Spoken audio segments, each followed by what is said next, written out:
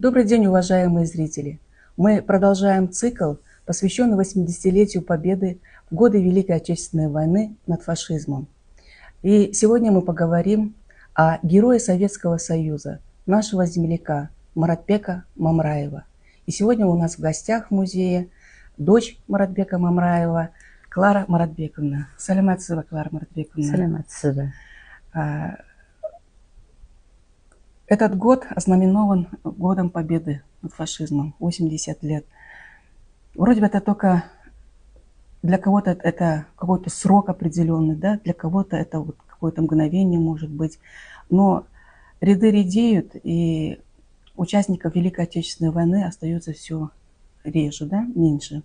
Поэтому вспоминать о таких мы и так помним, но по-особенному мы вспоминаем о ветеранах, которые прошли такой путь сложный, военные годы, и особенно герои Советского Союза. В Казахстан вернулись очень много людей со званием Героя Советского Союза, и один из них ваш отец.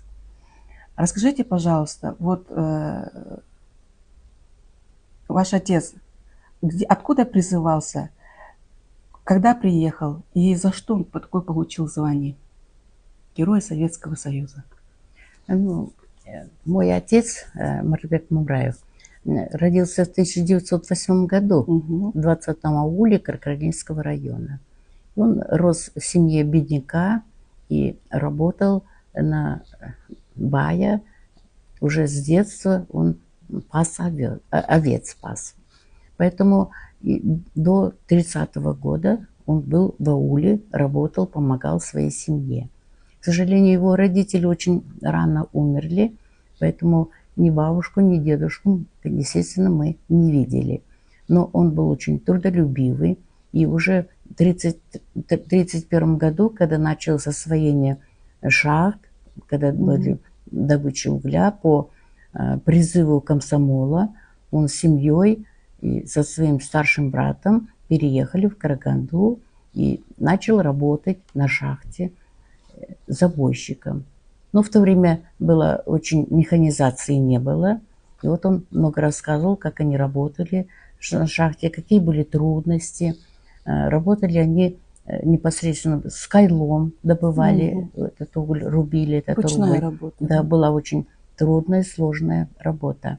И в это время он начал работать секретарем парторга шахты номер 3 БИС.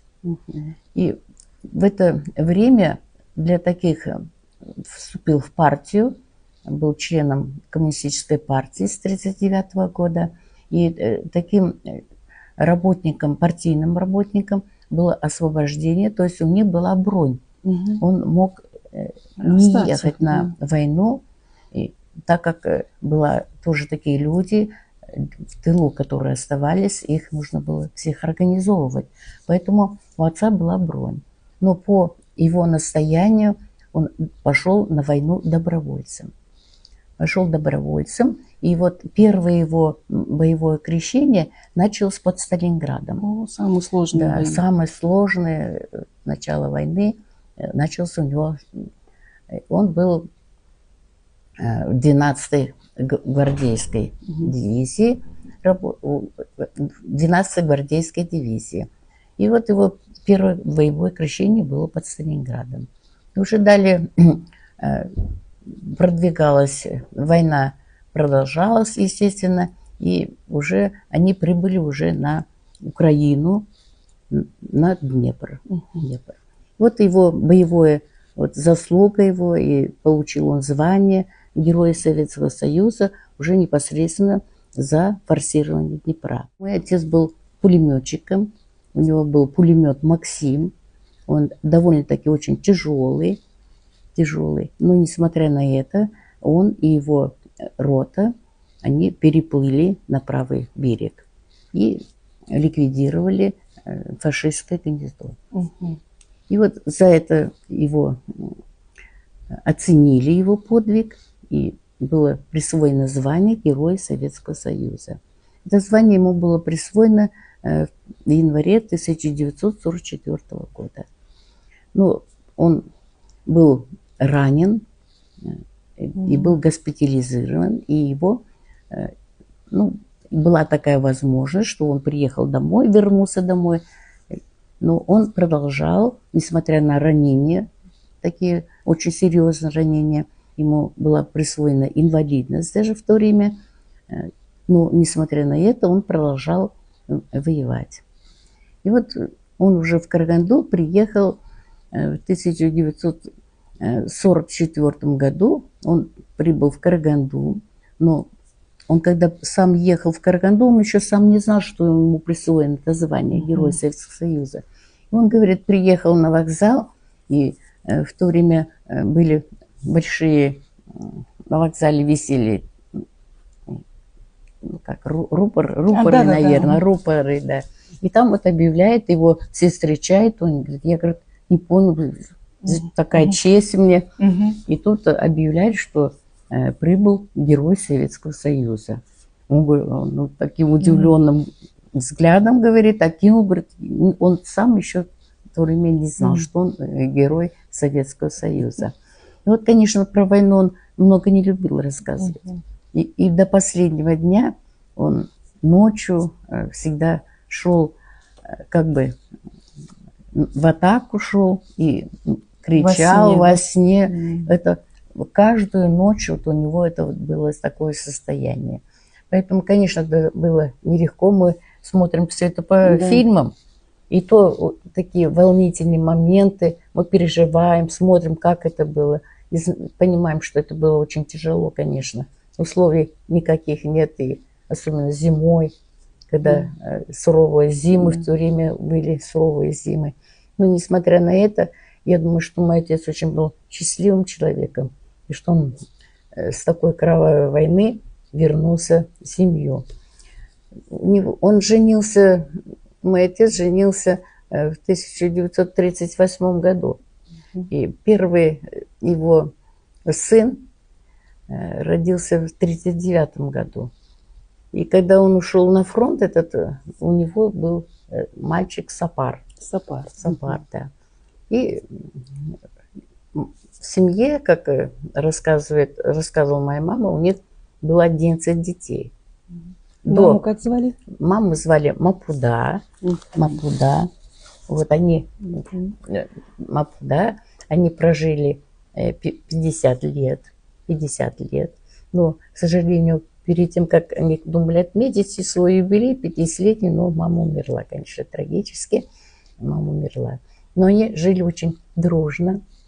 Ну, как в семье обычно бывает, но они были очень дружными. И поэтому они воспитали после войны уже мы 3 детей. Старший брат у меня Жомартбек, старший брат, в 45-м году он родился.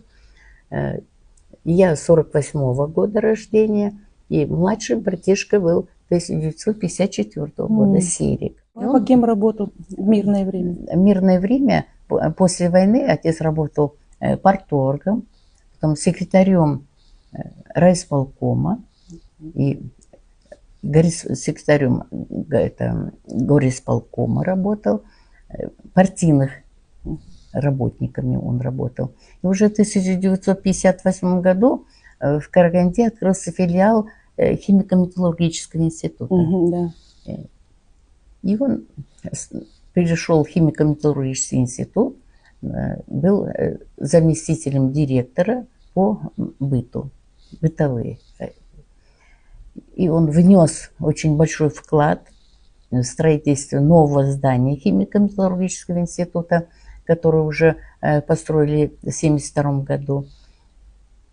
То есть он является вместе с Семеном Александровичем Букетовым, они заложили первый камень, первый кирпичик вот в здании химико-металлургического института. И до последнего дня он работал в институте, химико-металлургическом институте. В свое время,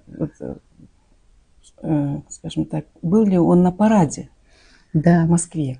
На параде. Приглашали? Да, его приглашали на парад. 30 лет победы в Великой Отечественной войне. И дали 40 лет победы в Великой Отечественной войне. Он был его приглашали в Москву на парад.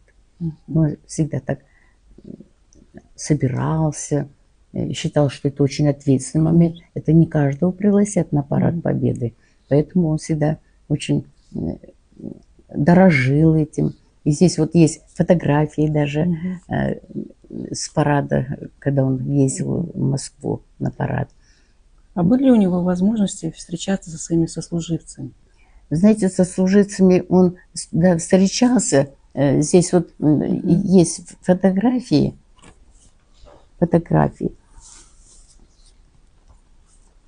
Со служивцами он... вот Касым Аманжолов... Писатель казахстанский. Да, писатель, да. Касым Аманжолов. Они оказалось, что они встретились там на войне. Именно в одном полку они вместе были. В одном полку. И земляк, и сослуживец. Касым Аманжолов. И вот Касым Аманжолов уже в 1944 году написал про отца поэма «Мартбек». Ой, Днепро, Днепро. И, вот. И мне было очень приятно, конечно, что вот, отец мой родился в Каркаролинске, что такие замечательные люди у нас живут в нашем Каркаролинске. Ну, Касым Аманжолов, Нуркин Абдиров. И вот и замечательно, знаменательно, что Тухтаров Бакиров именно с одного аула. Мы с моим отцом, они с одного аула. Скажите, его ордена в домашнем архиве хранятся, да? Да, ордена хранятся. А я вот здесь вижу фотографии вы принесли. Да, я вот принесла фотографии. Конечно, самая главная фотография – это золотая звезда и орден Ленина. Это когда присвоили ему звание Героя Советского Союза. В 1944 году. А до этого у него был уже знак почета был до этого, за трудовую доблесть. А вот этот орден Ленина дают вместе с Красной звездой. Это с золотой звездой дается сразу орден. Сразу, да. И он награжден еще другими медалями. Это уже послевоенные. Это орден Великой Отечественной войны. Вот у него здесь есть. А также другие медали.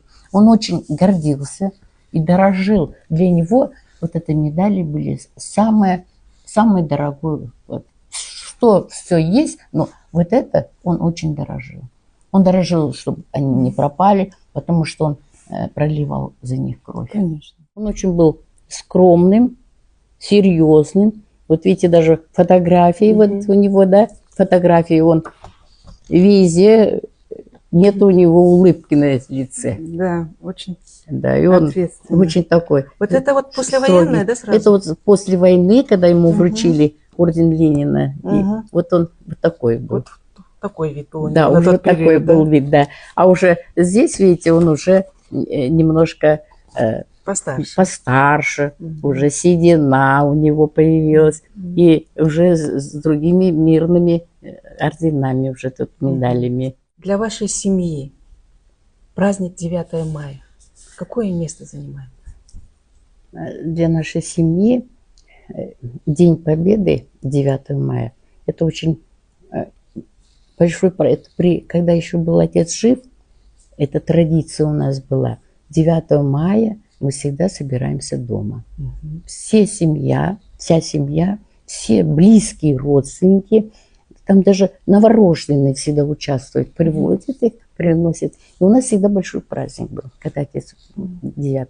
А сейчас, когда отец умер в 89 году, эта традиция... Он похоронен здесь в Караганде по его просьбе. Он не хотел в аул туда, чтобы нам, детям, трудно туда будет ездить. Поэтому здесь на Сокаре, в Караганде, он похоронен.